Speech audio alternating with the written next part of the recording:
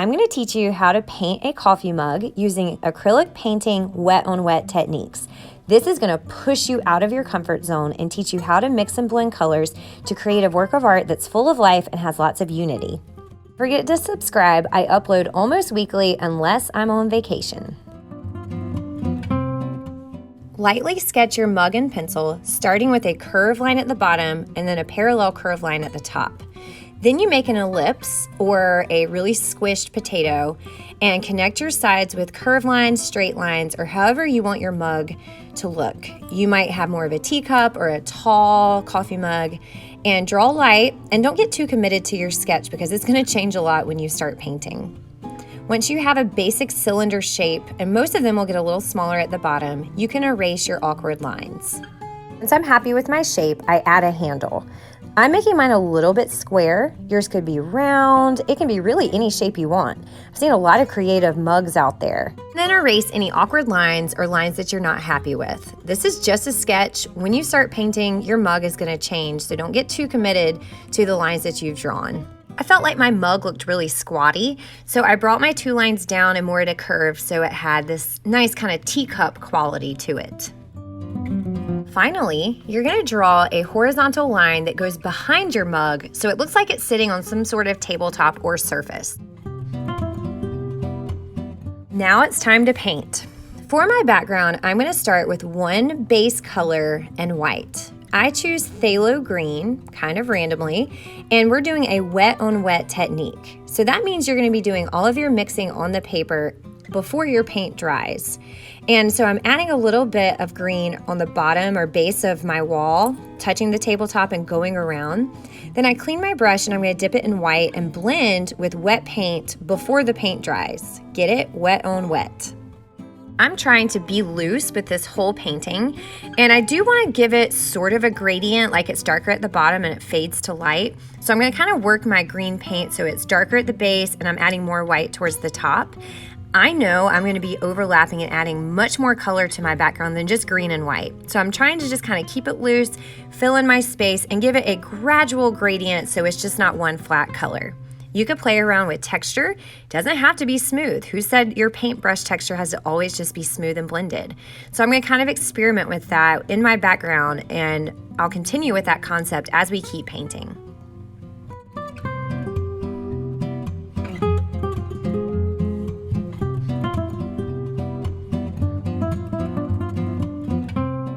Believe it or not, I'm actually trying to stay in the lines. You can see I've gotten paint all in my handle, all on the edges of my cup, but acrylic paint is thick and really great for layering. So I'm not stressing out. I know that as long as I don't cover the whole thing up, I'm gonna be painting over that to make my handle.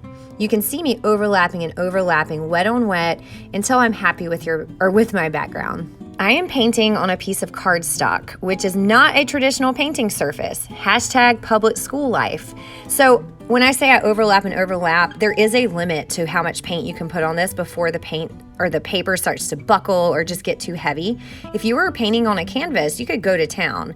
So I spend, I don't know, maybe 10 minutes total, maybe less, just on this step. So I'm not overworking it, but I'm getting it to a place where I'm ready to layer more colors. Now I'm ready for my cup. And just like the background, I'm going to start with one base color in white. Notice for this, you want to be intentional with how you do your darks and lights so it looks like a three-dimensional mug. With the smaller brush, I paint kind of like a U shape with my base color, and then I'm going to fill in the rest with white, pulling the blue to make a gradient from dark to light with white in the center. Watch the direction of my brush. If your cup is rounded, your brush strokes need to be rounded too. If it's more long and vertical, your brush strokes will be more long and vertical.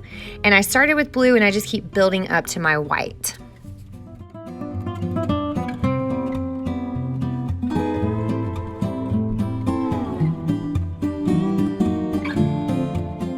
I'm going to use the same concept for the inside of my cup. Starting with my base color, which I chose blue, I'm going to outline the rim of the cup from the front to the back. Then I'm going to take white and kind of fill it in from there, paying attention to those lines and giving it a rounded shape. It smushes the blue to the point where I'm definitely going to go back and add it, but I still have white on my brush, so I'm going to add some highlights. So it looks like this part of the cup is on the outside, or it has like a rim to it. Since I still have white on my brush, I do add a little bit more white to give my cup even more dimension. And then I clean my brush and go back with blue, and you can see it gives it this like nice darkness where you have the rim of your cup and then the inside of it. You'll see me do that on the bottom too. I don't like to waste paint, so if I have blue on my brush, might as well use it. I'm gonna put blue on my handle, and I'm putting it on the like bottom and top so there's a shadow, and then I'm putting the white paint on top to blend it and so it looks like a part of the cup. I'm going to be going back and reworking this several times, and notice this time I didn't clean my brush and it has both blue and white on it, and I'm just kind of working the handle to the right shape, and I'll pay attention to shadows and highlights later.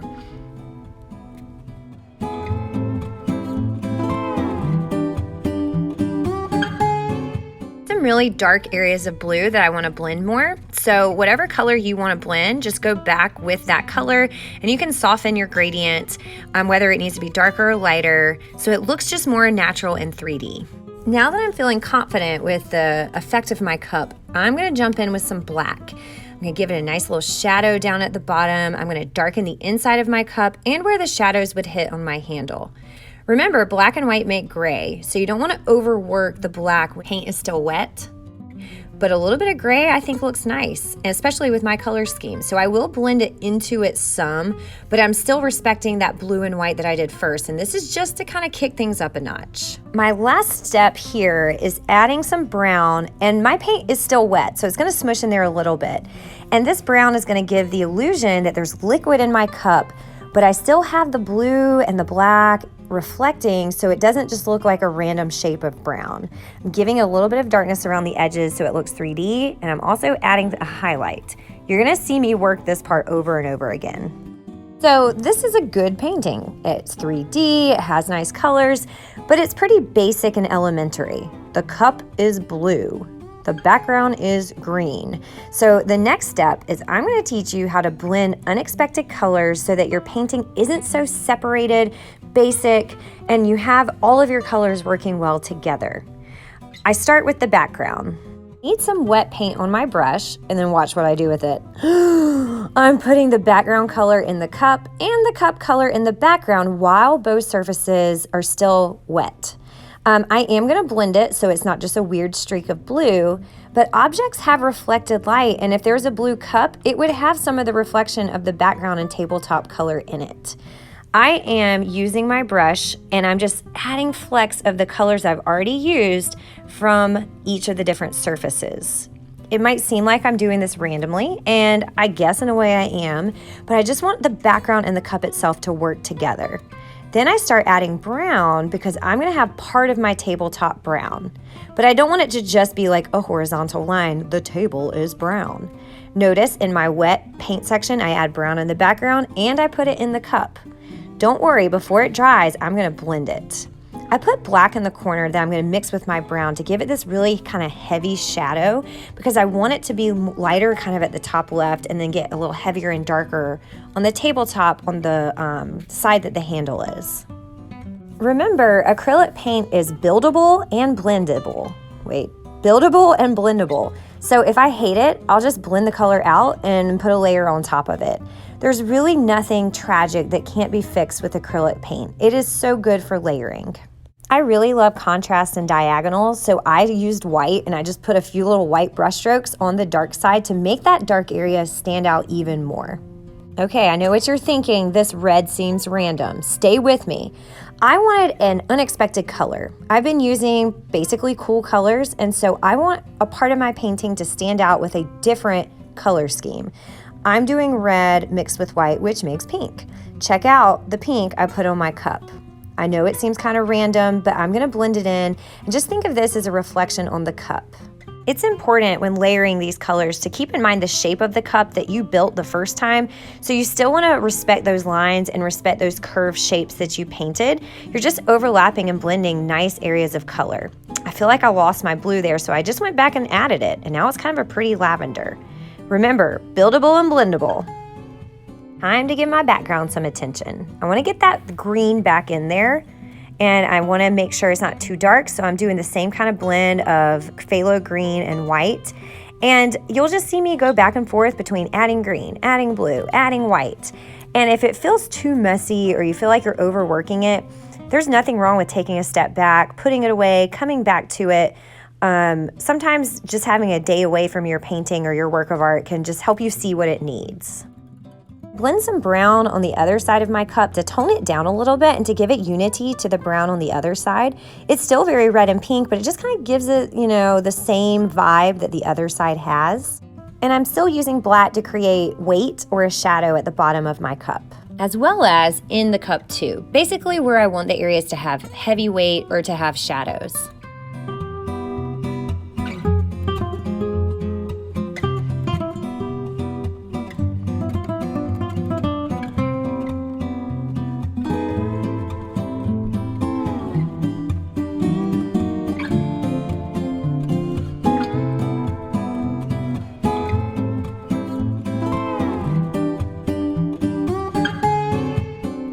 I've stepped away from my painting and let it dry. And now I want to go back with my highlights. It's really important in a smushy, kind of messy painting like this that you go back and you define some really clear areas of light and some really clear areas of dark. I also wanted to add some more vertical lines. If you look at a coffee cup or a teacup, they usually have some shadows or some highlights that kind of go up and down vertically, and I couldn't help myself. I had to add a little bit more of that red to tie it into my tabletop. And I still wanted to make sure there's some green in the cup as well to bring out that background and give the whole painting a sense of unity and togetherness.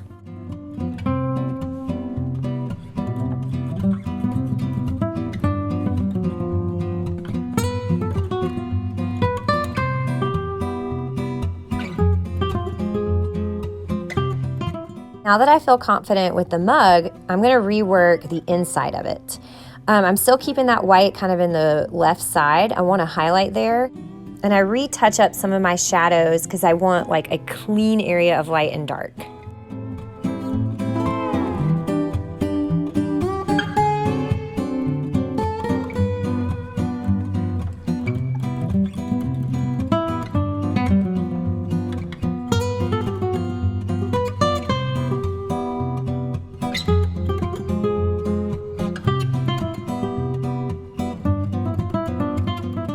I add a couple more layers of red and brown in the tabletop just because I'm compulsive.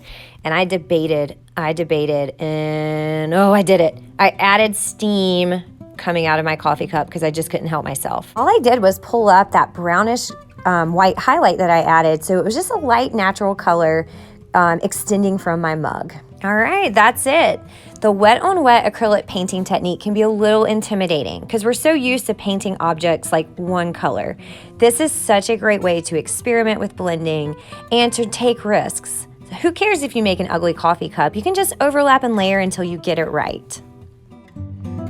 If you're an art teacher or you're interested in seeing my full in-depth lesson plans, rubrics, student examples, come and see me at thatartteacher.com.